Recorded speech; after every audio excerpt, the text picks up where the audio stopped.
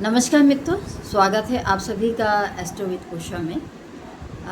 आज हम बात करते हैं पितृमोक्ष की। यूँ तो हम पहले भी बता चुके हैं कि पितरों को जब अन्न और जल हम प्रदान करते हैं तो बहुत सारे कष्ट और बहुत सारी जीवन में आ रही बाधाएं का मतलब निदान होता है। इसलिए हमें श्राद्ध में हमेशा श्रद्धापूर्वक जो है वो जल और अन्न अर्पित करना चाहिए।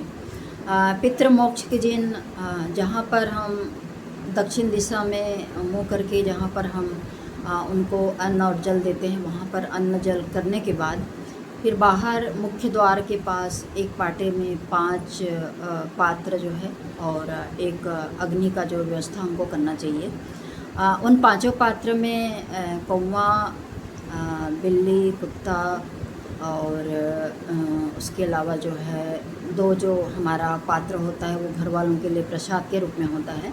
इस प्रकार से अग्नि में हमको खीर, पूड़ी, चावल, दाल, घी, दही सारा हम जिसका वर्णन पहले कर चुके हैं, उन सब चीज़ों का सबसे पहले अग्निदेव में हमको अर्पित करना चाहिए, क्योंकि वही जो है वो आकाशमंडल में वायु की तरह वायु तत्व के द्वारा उन तक पहुंचता है। और उसके बाद फिर हमको ब्राह्मण को भोजन कराकर यथासंभव और यथाशक्ति जो करा सकते हैं, 3 ब्राह्मण या 5, 7 जैसा भी है, अपनी श्रद्धा अनुसार आप उनको ये भोजन प्रदान कर सकते हैं। और वो सब होने के बाद फिर ब्राह्मण को दक्षिणा और वस्त्र देकर विदा करना चाहिए। कौवे को इसलिए श्राद्ध में महत्वपूर्ण माना गया है क्योंकि वे यमराज के दूत हैं, और कुत्ते को इसलिए श्राद्ध में भोजन प्रदान किया जाता है क्योंकि युधिष्ठिर के साथ स्वर्गारोहण में कुत्ते का ही साथ था और वो अंतिम समय तक उनके साथ रहे।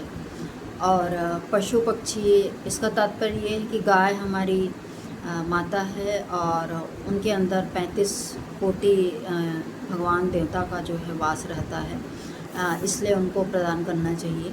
और जो बचा 2 पात्र में जो हम अन्न चढ़ाते हैं, उसको घर के लोगों को प्रसाद के रूप में ग्रहण करना चाहिए। आपसे भी करना चाहिए कि ये हमारा एक सत्कर्म है, क्योंकि हम भी कभी मृत्यु को प्राप्त होंगे तो हमारे अपने जनरेशन जो है वो इस तरीके का कार्य करें और सीखें इन सब चीज़ों को।